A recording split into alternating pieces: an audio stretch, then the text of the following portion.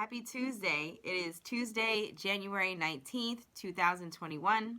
I am Ashley Pollard here for another episode of Tuesday Talk, where we go over common real estate and mortgage related terms.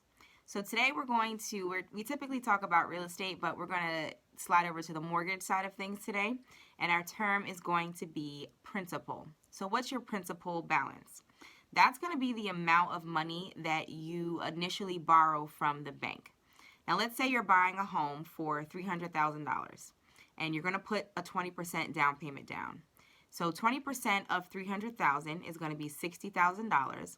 So if you subtract that $60,000 down payment from the amount that you're purchasing the home for of $300,000, your principal balance that you need to borrow from the bank is going to be $240,000.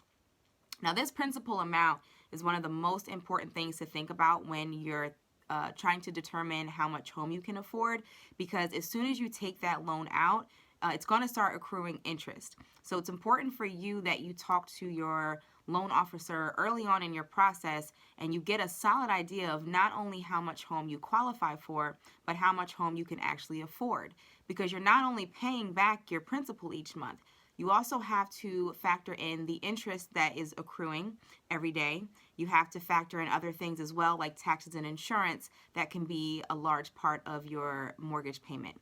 So have these conversations early on so you know exactly what you can afford and there's no surprises. And in some future videos, we'll go over, interest, taxes, what all that stuff means. But I appreciate everyone for tuning in to Tuesday Talk today for today's term of principal. I hope that everyone has a positive and productive week, and we will see you all next Tuesday for Tuesday Talk. Thank you so much for tuning in. Have a great day.